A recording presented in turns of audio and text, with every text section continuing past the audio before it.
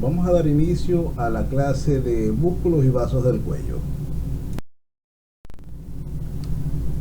Antes de comenzar podríamos tomar en cuenta algunas generalidades al respecto, y es que el cuello es la parte del cuerpo que conecta la cabeza con el tronco. Su parte posterior es la nuca y la anterior es el cérvix o cuello propiamente dicho. El cérvix es un cuadrilátero irregular limitado así arriba por una línea horizontal que sigue el borde inferior de la mandíbula y se prolonga hasta el proceso mastoideo.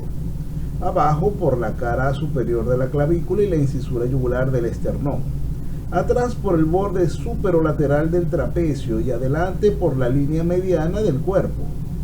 En el cuello se encuentran importantes vasos sanguíneos como la vena yugular interna y las arterias carótidas común, externa e interna.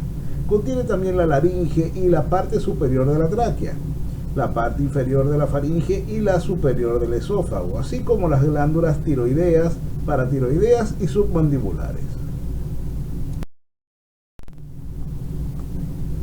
Al cuello igualmente pertenecen el hueso hioideo, el músculo platisma, el esternocleidomastoideo y una serie de pequeños músculos llamados en conjunto suprahioideos e infrahioideos, por su ubicación respecto al hueso hioideo, así como los músculos prevertebrales que se sitúan por delante de la columna vertebral. Entonces vamos a platicar con respecto a las peculiaridades del hueso hioides. El hueso hioides es un hueso impar, medio y simétrico, situado en la parte anterior del cuello, por debajo de la lengua y por encima del cartílago tiroides. Tiene forma de herradura, siendo convexo hacia adelante, y su nombre viene del griego antiguo hioides, que significa ypsilon, o que tiene forma de ypsilon. El hueso hioides generalmente está aislado en el ser humano, sin embargo en ocasiones puede estar unido con el resto del esqueleto por un conjunto de formaciones óseas que se le constituyen o se le llaman el aparato hioideo. A diferencia de otros huesos, el hioides no se encuentra articulado mediante contacto directo con ningún otro hueso. Está suspendido por músculos y ligamentos que lo unen a la mandíbula, a la apófisis estiloides, al cartílago tiroides, al manubrio esternal, a la escápula y al ligamento estiloioideo. Con respecto a sus inserciones musculares, el hioides presta inserción a 12 músculos, dependiendo de la ubicación o de la estructura de su anatomía. Tenemos el cuerpo, el asta mayor y el asta menor. Con respecto a los músculos que se insertan a nivel del cuerpo, tenemos en su cara anterior el genioioideo, miloioideo, hiogloso, el digástrico y el estiloioideo. A nivel del cuerpo, pero en su borde superior, se insertan el hiogloso, geniogloso y el genoioideo. A nivel del borde inferior está el esternocleidomastoideo, el homoioideo y el tiroioideo. Así como estaban los músculos que se insertan en su cuerpo, tenemos el asta mayor y el asta menor. A nivel del asta mayor se insertan el digástrico, el tiroioideo y el constrictor medio de la laringe y el hiogloso. A nivel del asta menor tenemos el geniogloso, el estiloioideo y el constrictor medio de la faringe, lingual inferior y lingual superior.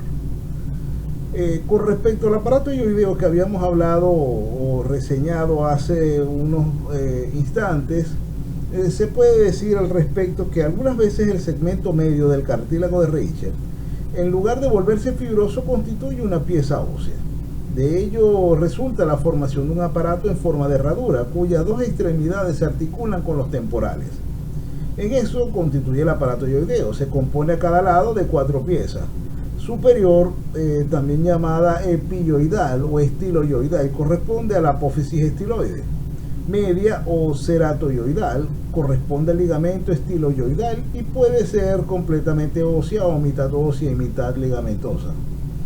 Tenemos la pieza inferior o hipoioidal o apoioidal, corresponde a las astas menores del hueso hioides, y tenemos la basilar o basiloioidal, que constituye el cuerpo del hioides y completa el arco hioideo.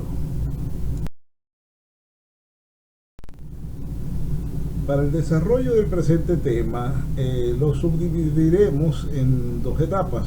Una de los músculos del cuello, donde veremos músculos de la región anterior, de la región lateral y los músculos de la nuca. Así como también tendremos otra etapa en la que hablaremos de los vasos del cuello, donde hablaremos del sistema carotidio, de la carótida común, carótida interna, carótida externa y lo que es la vena yugular interna y sus afluentes. Músculos de la región anterior del cuello. Comenzaremos con los músculos de la región anterior. Y en este caso comenzamos con el más superficial de todo, que es el músculo platisma. Los músculos del cuello están cubiertos por este músculo cutáneo que se extiende entre el tórax y la cara y recibe inervación del nervio facial. Es también un músculo de la mímica. Este se origina en la pared torácica, en la fascia que cubre el pectoral mayor y el deltoideo, y asciende hasta la mandíbula y el ángulo oral, por lo que su acción es la de traccionar hacia abajo el ángulo oral y formar arrugas transversales en el cuello, dando una expresión de horror. Es un músculo que debe ser suturado en las incisiones del cuello para evitar que la piel se descuelgue, creando deformaciones cosméticas. En la presente imagen se puede visualizar el dibujo donde se representan las inserciones superiores e inferiores del músculo platisma. Siguiendo con relación a los músculos de la región anterior del cuello, tenemos el músculo esternocleidomastoideo. Es el músculo llave del cuello. Desde su origen en el esternón y la clavícula ascienden oblicuamente hacia atrás para insertarse en el occipital y en el proceso mastoideo del hueso temporal. Su acción unilateral es la inflexión lateral y la rotación heterolateral de la cabeza.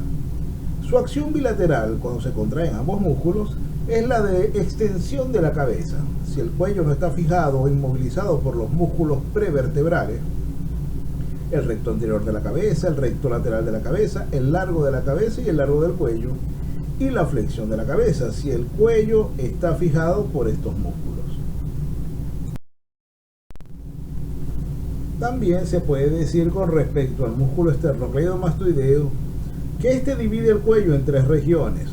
La región anterior, en la que se sitúa entre su borde anterior, la línea mediana y el borde interior de la mandíbula. La región esternocleidomastoidea, que se sitúa profunda el músculo y la limitan los bordes y extremidades de este músculo.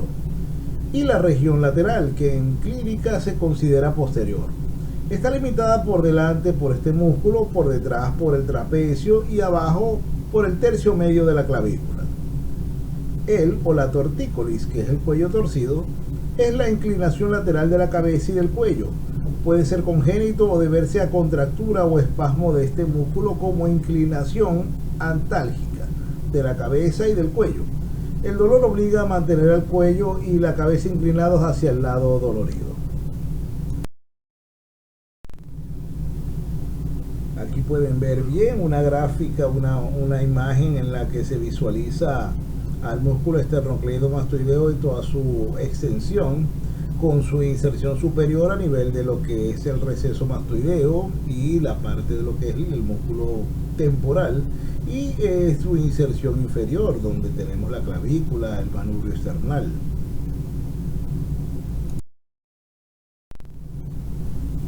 En la región anterior del cuello se ubican una serie de pequeños músculos que se sitúan por encima y por debajo del hueso yoideo, y en general reciben su nombre según su sitio de origen y de inserción. Los músculos suprayoideo son el digástrico, estiloyoideo, el miloyoideo y el genioyoideo. Estos elevan el hueso yoide y la laringe, como sucede durante la deglución, y los infrayoideos lo bajan. El digástrico tiene un vientre anterior que se origina en la mandíbula y otro posterior que se origina en el proceso mastoideo. Ambos vientres se unen por un tendón común que se inserta en el hueso yoide. Por encima y casi paralelo al vientre posterior del digástrico se ubica el estiloyoideo. El miloyoideo se origina en la cara interna del cuerpo de la mandíbula en la línea miloioidea, se inserta en el hueso yoide y se une con el del otro lado mediante un rafé tendinoso, que es la línea prominente en la porción media de una formación anatómica que parece producida por la reunión o sutura de dos mitades simétricas. Por encima del miloioideo se ubica a un lado de la línea mediana el genioioideo, que se extiende desde la espina mental de la mandíbula hasta el hueso yoideo.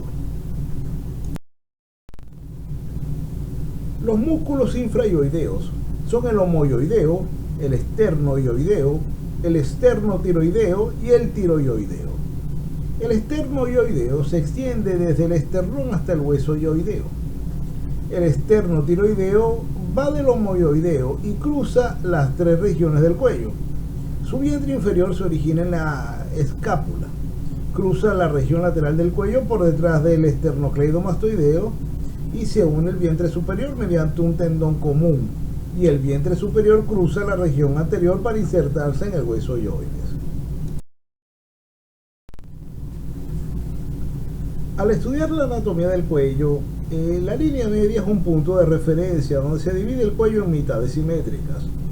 El músculo esternocleidomastoideo, en su trayecto oblicuo, que sería póstero superior, subdivide el cuello en un triángulo anterior y otro posterior. El triángulo anterior del cuello se subdivide a su vez en 4 triángulos más pequeños, mientras que el triángulo posterior se subdivide en 2 triángulos más pequeños. Todos los músculos expuestos con anterioridad forman trígonos o triángulos anatómicos de importancia clínica por su contenido. Con respecto al triángulo anterior, podemos decir que es una zona triangular del cuello que se ubica anterior al músculo esternocleidomastoideo. Está conformado por el borde anterior del esternocleidomastoideo lateralmente, por la línea media del cuello medialmente y por el borde inferior de la mandíbula superiormente. El vértice del triángulo anterior se extiende hacia el manubrio del esternón. El triángulo anterior se divide también a su vez en triángulo muscular, que sería homotraqueal o infrayoideo. Tenemos el triángulo carotidio y el triángulo submandibular y el triángulo submentoniano. Ahora el contenido, músculos tiroideo, esternotiroideo y esternoyoideo. Los órganos que contienen, tenemos la glándula tiroides, la glándula paratiroides, la laringe, la tráquea, el esófago, la glándula submandibular o submaxilar y la porción caudal de la glándula parótida. También conseguimos arterias en este triángulo, que sería la tiroidea inferior y superior, la carótida común, la carótida externa, la carótida interna, el seno carotidio, facial, la submentoniana y la lingual. Con respecto a las venas que se pueden ver en este triángulo, tenemos la vena yugular anterior, yugular interna, facial común, lingual, tiroidea superior, tiroidea media, vena facial, submentoniana y lingual. Con respecto a los nervios, tenemos el nervio vago, que es el 10º par craneal, nervio hipogloso, que es el 12º par craneal, y una porción del tronco simpático, que es el nervio miloioideo. Continuando con las zonas del cuello, el triángulo posterior es una región posterior, como su nombre lo indica, delimitada y ubicada por detrás del músculo esternocleidomastoideo. Tiene 3 bordes, uno anterior y uno posterior y otro inferior. El borde anterior es el borde posterior del músculo esternocleidomastoideo. El borde posterior se define por el borde anterior del músculo trapecio, mientras que el borde inferior está representado por el tercio medio de la clavícula.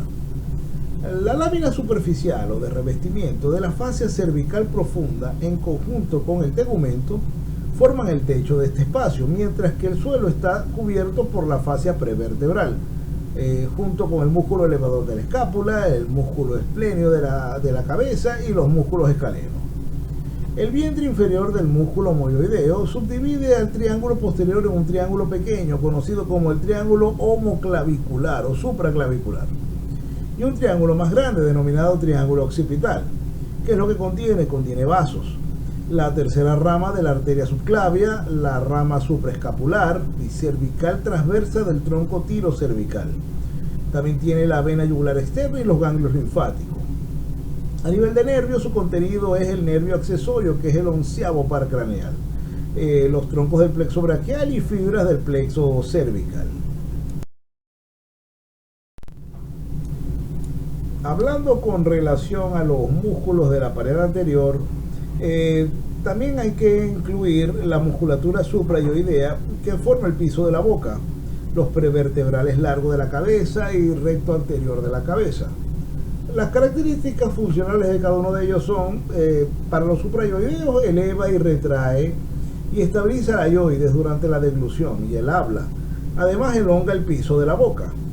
Para los músculos infrayoideos, desciende la yoides y la laringe después de su elevación durante lo que es la deglución. Para el largo de la cabeza tenemos la flexión e inclinación lateral de la cabeza en relación con la columna vertebral, y el recto anterior de la cabeza realiza la labor de lo que es flexión de la cabeza. Con base a la presente imagen, podemos reafirmar la información dada con respecto a lo que es el triángulo anterior, ya que tenemos como límites del triángulo anterior lo que es el borde inferior de la mandíbula como base del triángulo. Tenemos la línea media cervical como el borde anterior, y el borde posterior sería el borde anterior del músculo esternocleidomastoideo. El piso está conformado por los músculos suprayoideos y los músculos infrayoideos. Resulta importante hablar de otro de los triángulos que se forman a nivel de lo que es la región anterior del cuello, y es con respecto a lo que es el trígono submandibular o digástrico o triángulo digástrico, que entre los se forma entre los dientes anterior y posterior del músculo digástrico y el borde inferior de la mandíbula. Contiene la glándula submandibular o submaxilar, y por él pasan los vasos faciales. Ya les dije los límites: tenemos la mandíbula como borde inferior, músculo digástrico en su vientre anterior y músculo digástrico en su vientre posterior. El techo es el músculo platisma. El piso, el músculo hiogloso y el músculo miloioideo. El contenido, la glándula submandibular, los ganglios linfáticos submandibulares, arteria facial, arteria submentoniana, arteria miloioidea. La vena facial, vena lingual. Con respecto a los nervios sería el hipogloso, el nervio miloioideo, y ramas del tronco cérvico-facial, que sería el nervio facial en sí.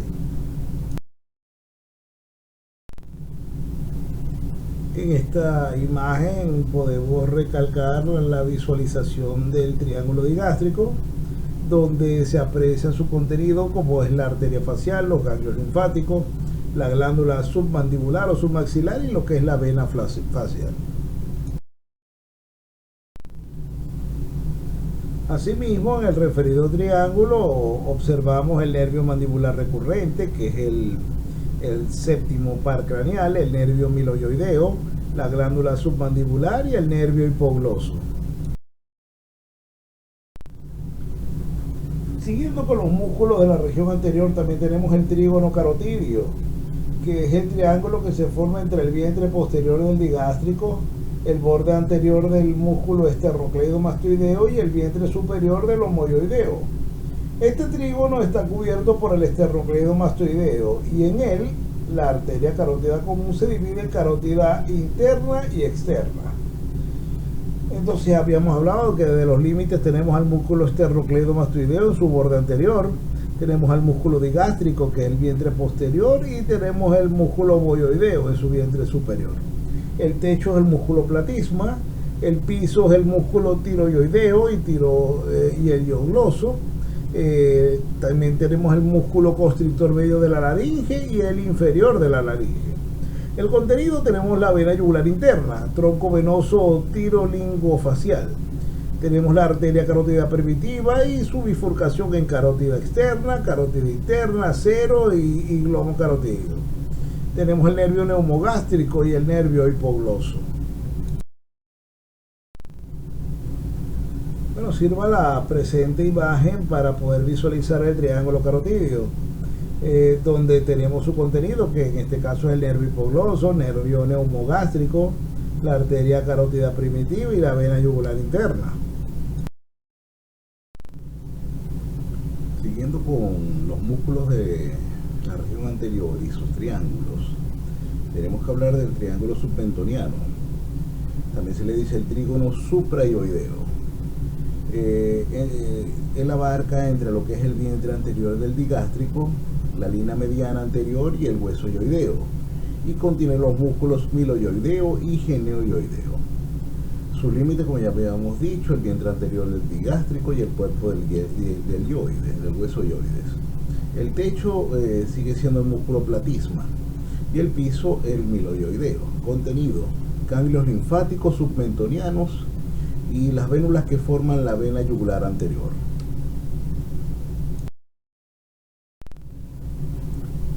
En la presente imagen pueden visualizar el triángulo submentoniano, donde se ve o se visualiza lo que son los vientres del músculo digástrico y la referencia con el hueso yoides. También tenemos el trígono infrayoideo muscular, que está entre el vientre superior del homoyoideo, el borde inferior del esternocleidomastoideo y la línea mediana anterior. Contiene la laringe, la parte cervical de la tráquea y del esófago, y las glándulas tiroideas y paratiroideas.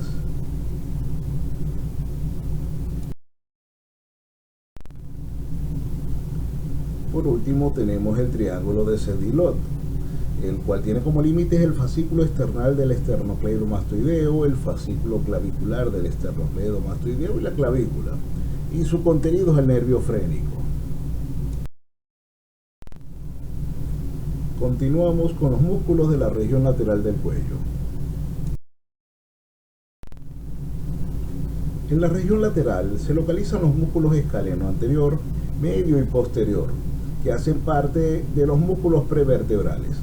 Los escalenos se originan en la columna cervical y se insertan el anterior y el medio en la primera costilla y el posterior en la segunda costilla.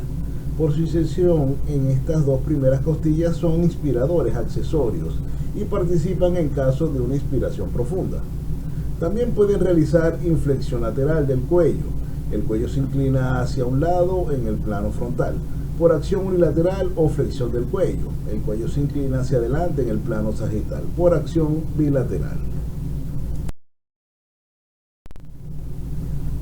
Entre los escalenos anterior y medio existe un espacio llamado surco interescaleno, por donde pasan hacia el miembro superior los ramos ventrales y troncos del plexo braquial y la arteria subclavia.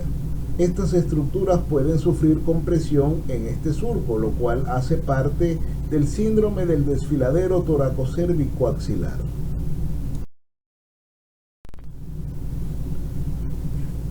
En la región de la cabeza y el cuello hay numerosos músculos pequeños con algunas características complejas.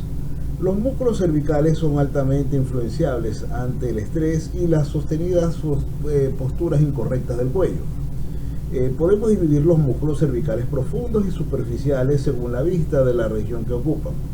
La musculatura de la región cervical lateral incluye la platisma, el esternocleidomastoideo, el trapecio, los escalenos, los intertransversos del cuello y recto lateral del cuello.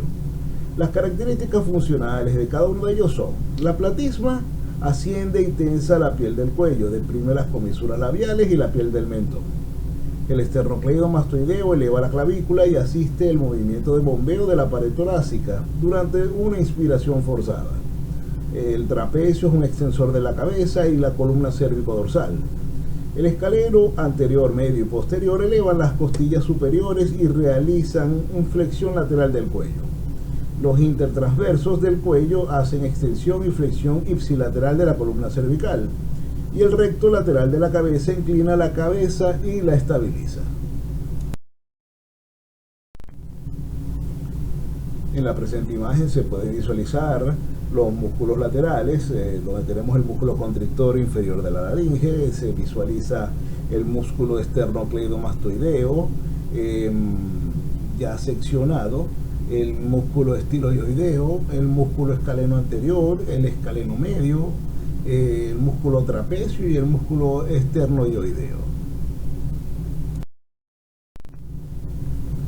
Así como la disposición de los músculos de la región anterior del cuello forman algunos triángulos, a nivel de la región lateral del cuello también los músculos forman otros triángulos que se denominan los triángulos posteriores, de los cuales hay dos. Está el triángulo occipital, formado por el esternocleidomastoideo, el trapecio y el vientre posterior del homoioideo, y su contenido es el onceavo par craneal, la arteria occipital, el nervio mastoideo y un grupo ganglionar.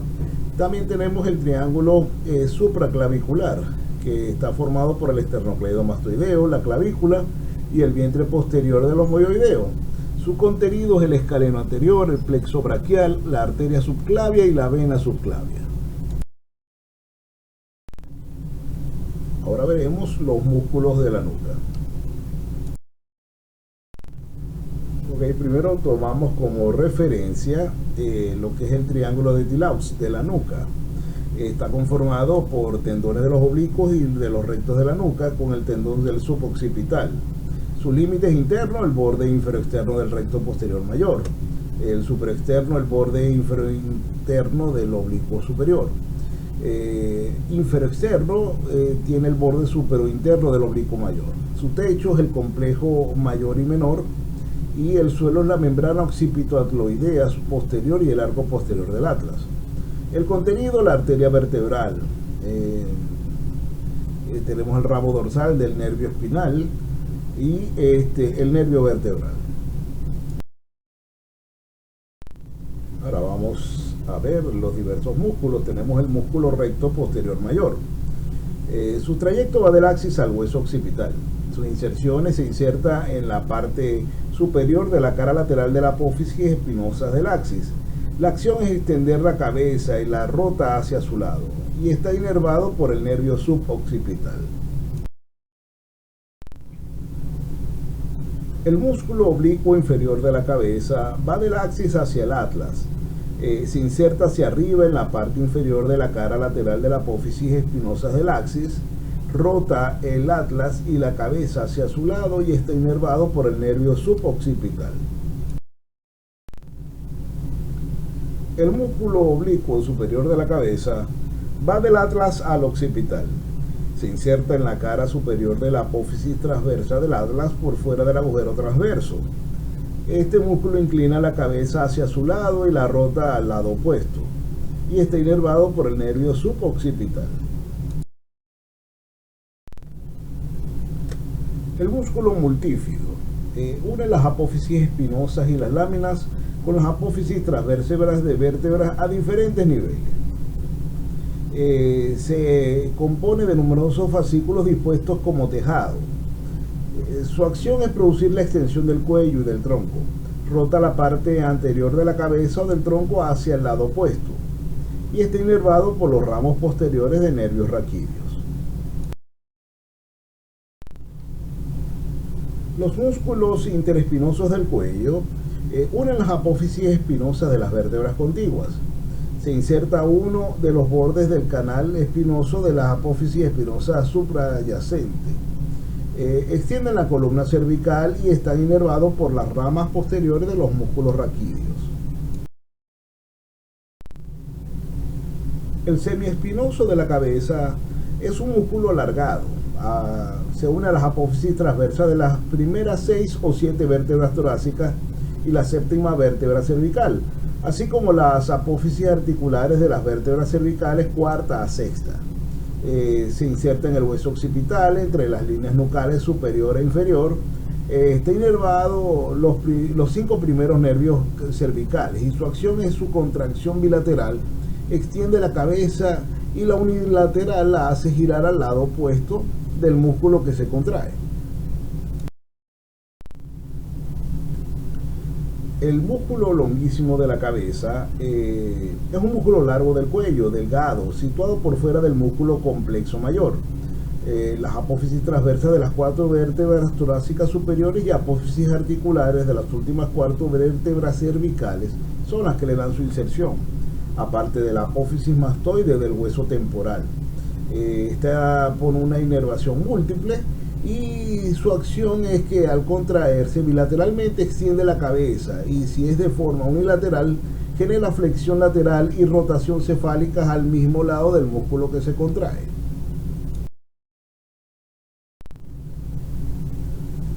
Con respecto al músculo longísimo del cuello, se puede decir que va desde la columna dorsal a la columna cervical.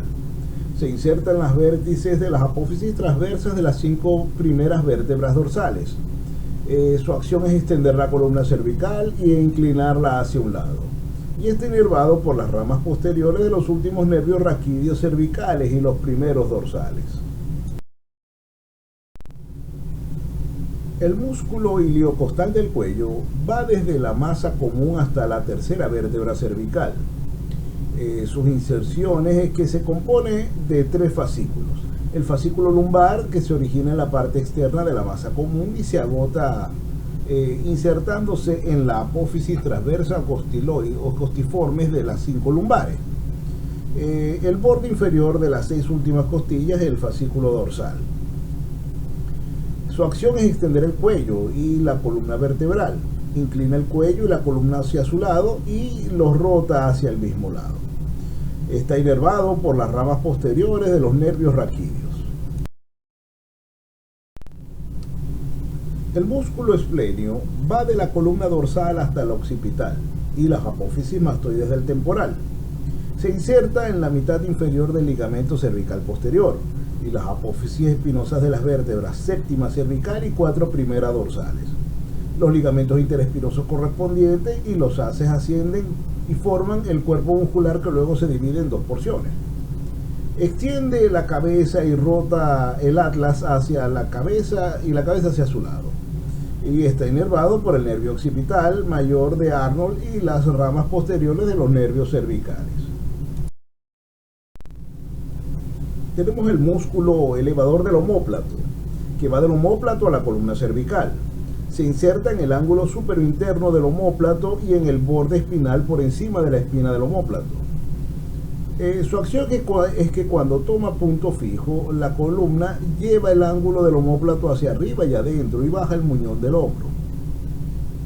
Está inervado por el nervio del angular y del romboides, ramas del plexo braquial, plano superficial, constituido a cada lado por un músculo.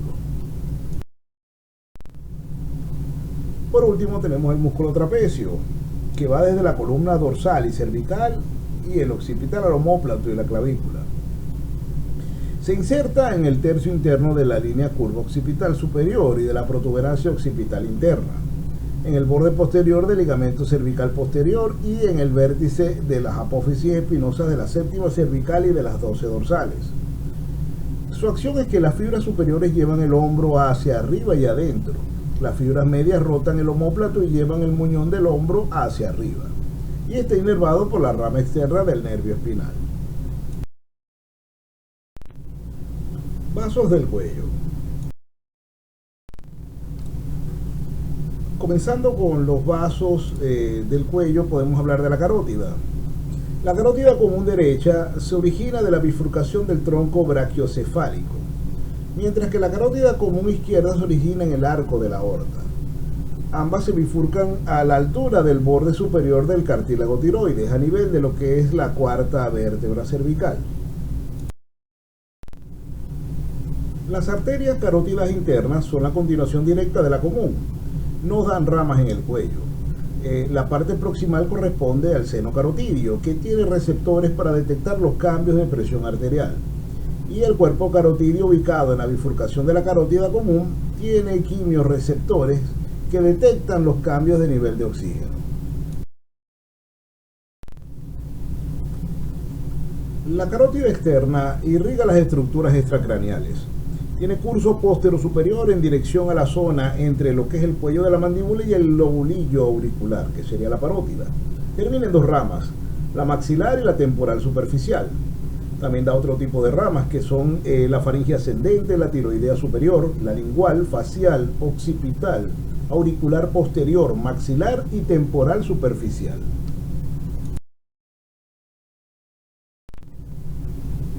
Ahora vamos a ir hablando de cada una de ellas. Tenemos entonces la arteria faringe ascendente, que es la primera o segunda rama de la carótida externa. Asciende por la faringe en la profundidad de la carótida interna y da ramas para la faringe, músculos prevertebrales, oído medio y meninges. La arteria tiroidea superior es la primera de las ramas anteriores de la carótida externa. Tiene un trayecto antero-inferior en la profundidad de los músculos infrayoideos hasta el polo superior de la glándula tiroides. Da rama para los músculos infrayoideos y para el esternocleidomastoideo, y da la arteria laringea superior. La arteria lingual nace en la zona donde la carótida externa se opone al constrictor medio de la faringe. Hace un arco anterior superior y pasa profundo al nervio hipogloso, músculo estiloioideo y vientre posterior del digástrico. Desaparece en la profundidad del músculo hiogloso, gira por el borde anterior de ese músculo y termina en la arteria lingual profunda y sublingual. La arteria facial da una rama amigdaliana y ramas para el paladar y la glándula submandibular. Asciende cubierta por los músculos digástrico, estiloioideo y ángulo mandibular. Hace un bucle anterior y entra en el surco profundo de la glándula submandibular y rodea el borde inferior de la mandíbula y entra en la cara. La arteria occipital nace de la cara posterior de la carótida externa, encima del origen de la facial. Su dirección es posterior, paralela y profunda al vientre posterior del digástrico, y termina en la porción posterior del cuero cabelludo y da una rama al esternocleidomastoideo. Por último tenemos la arteria auricular posterior, que también es una rama posterior de la arteria carótida externa. Asciende entre los conductos auditivos externos y la apófisis mastoide y se dirige a los músculos adyacentes, nervio facial, hueso temporal, pabellón auricular y cuero cabelludo. Ahora pasamos a visualizar lo que son las venas y comenzaríamos con las venas que se encuentran en el triángulo anterior. Son afluentes de la vena yugular interna. La yugular interna drena el encéfalo, parte anterior de la cara, vísceras cervicales y músculos profundos del cuello. Se inclina en orificio yugular de la fosa craneal posterior, tiene una dilatación originaria, el bulbo superior desciende en la vaina carotidia lateral a la arteria carótida. El extremo inferior se encuentra entre las cabezas esternal y clavicular del esternocleidomastoideo. Detrás del extremo external de la clavícula se une con la subclavia y forma la vena brachiocefálica. Y en el extremo inferior tiene otra dilatación que es el bulbo inferior. Aquí tenemos en la presente imagen la visualización de todo lo expuesto en la lámina anterior, donde tenemos todo lo que es el trayecto de la yugular y las diversas ramas y venas alternas.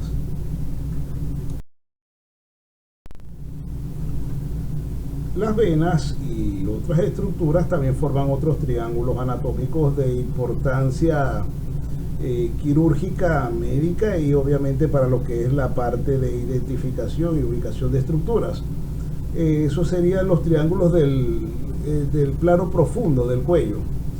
En estos tenemos el triángulo de Farabeuf, que tiene como límite la vena yugular interna, la vena tirolinguofaringofacial y el nervio hipogloso. Su contenido, la bifurcación de la arteria carótida primitiva en interna y externa.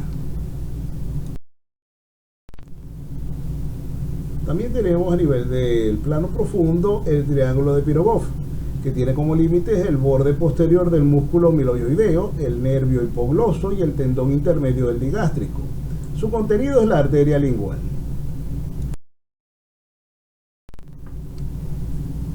Por último tenemos el triángulo de Biclar, que tiene como límites el borde posterior del músculo hiogloso, el hueso hioides y el vientre posterior del digástrico. Su contenido el nervio hipogloso y la arteria lingual. Dentro de los triángulos y puntos de referencia que hemos podido evaluar en el cuello tenemos que tomar en cuenta el triángulo de Jackson, que es un espacio triangular limitado por debajo por la parte inferior del cartílago tiroides, con el vértice en la horquilla supraesternal y los lados coincidiendo con los bordes internos de los músculos esternocleidomastoideos. Se denomina triángulo de seguridad de Jackson porque incluye el límite del área a través del cual puede incidirse a la tráquea para realizar una traqueotomía.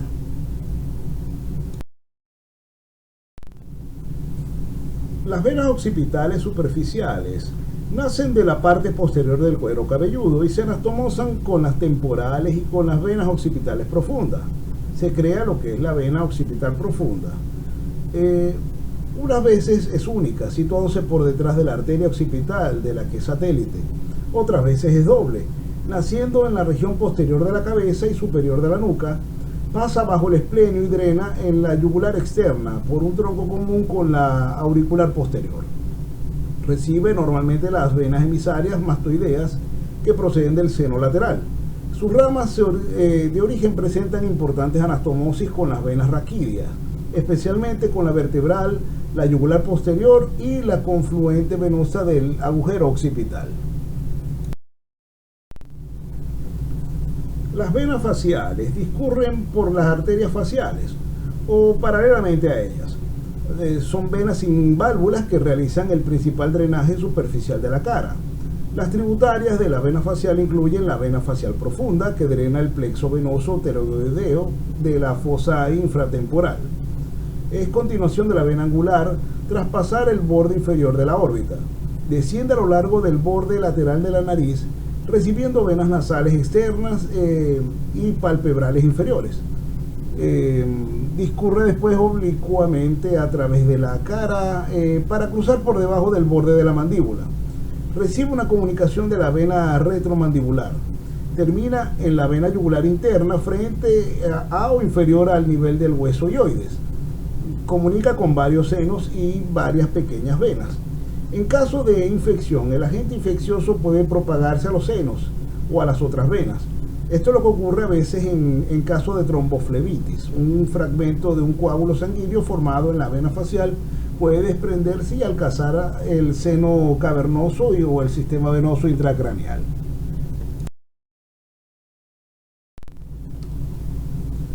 La vena lingual es un vaso sanguíneo del cuerpo humano que recoge la sangre venosa que procede de la lengua y desemboca en la vena yugular interna, bien directamente o a través del tronco venoso tirolinguo faringo facial.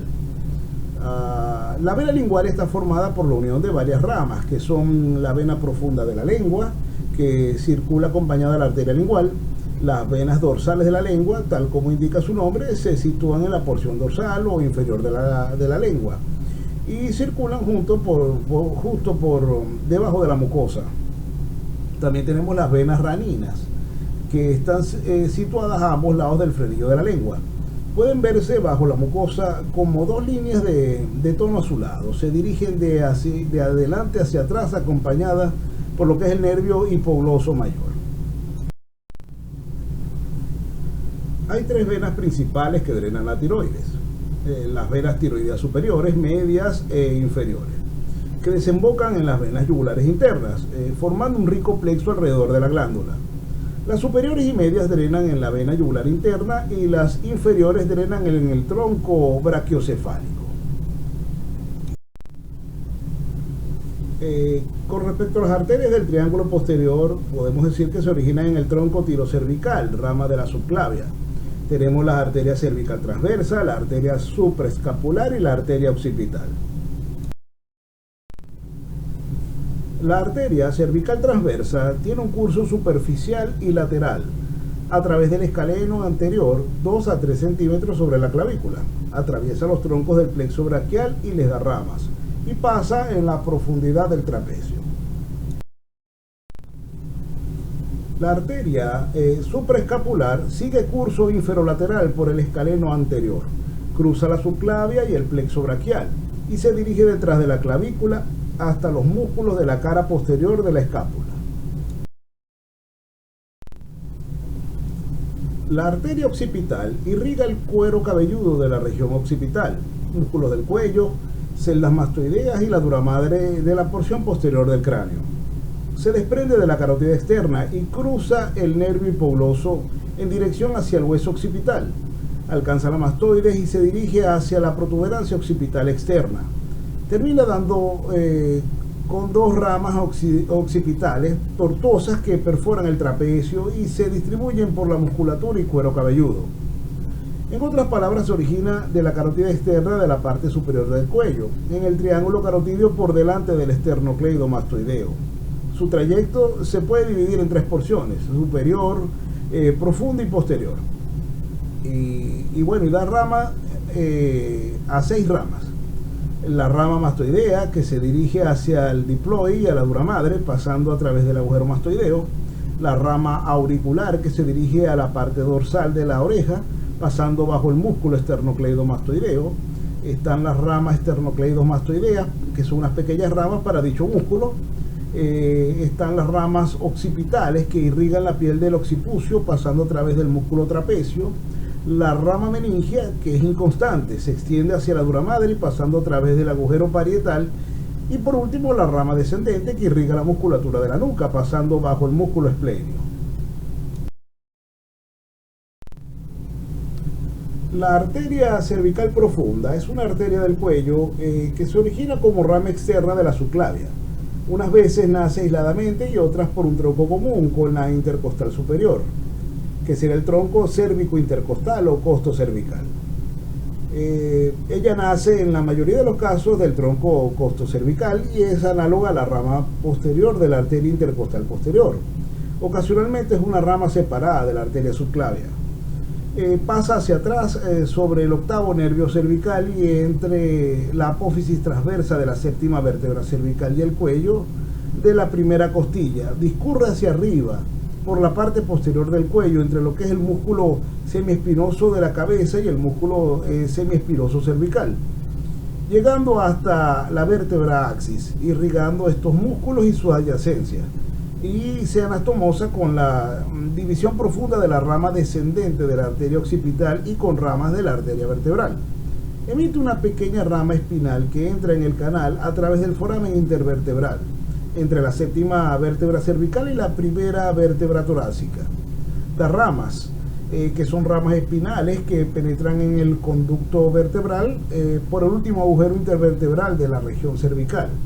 Y da 2 ramas cervicales, una ascendente, otra descendente. Se distribuye hacia los músculos profundos del cuello. En el triángulo posterior se consiguen venas también, y tenemos 2 venas: la vena yugular externa y la vena subclavia. La vena yugular externa se inicia cerca del ángulo de la mandíbula por la unión de la vena auricular posterior y la división posterior de la vena retromandibular. Cruza oblicuamente el esternocleidomastoideo y entra al triángulo posterior por la parte anteroinferior. Termina en la vena subclavia. Antes de entrar a la subclavia recibe las venas cervical transversa, supraescapular y yugular anterior. En estas 2 imágenes se puede mostrar claramente dónde está la ubicación y trayecto de las venas del triángulo posterior. Se visualiza la yugular externa, la retromandibular, la auricular posterior, tanto en su visión frontal como lateral.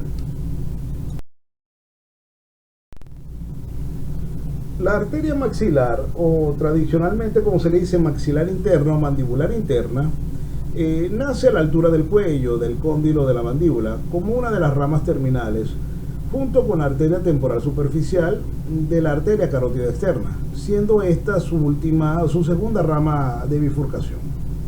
La arteria maxilar proviene del primer arco aórtico, siendo el único derivado de este en el desarrollo embrionario. Es la mayor de las 2 ramas terminales de la carótida externa. Nace detrás del cuello de la mandíbula y se divide en 3 porciones por el músculo pterigoideo lateral: porción mandibular, la porción pterigoidea y la pterigopalatina. Con respecto al trayecto de la arteria maxilar, se puede decir que se dirige por dentro de la fosa infratemporal. El músculo pterigoideo lateral se convierte en satélite de esta arteria. Emite ciertas ramas. donde tenemos las ramas colaterales ascendentes, en las que está la arteria timpánica anterior, la meningia media, la meningia accesoria, la arteria temporal profunda anterior y la arteria temporal profunda posterior. También emite ramas colaterales descendentes, como es la arteria alveolar inferior, la arteria maceterina, la arteria pterigoidea, la arteria bucal y la arteria palatina descendente. También tenemos ramos colaterales anteriores, como es la arteria alveolar superior y la arteria infraorbitaria. También tenemos ramos colaterales posteriores, donde está la arteria vidiana o arteria del canal pterigoideo y la arteria pterigopalatina. Y por último, como ramo terminal, tenemos la arteria esfenopalatina.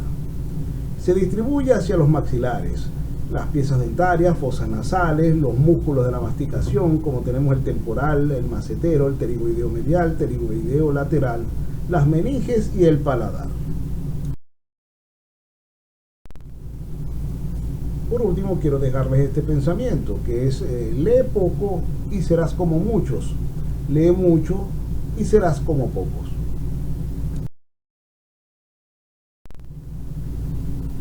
Por su atención, muchas gracias.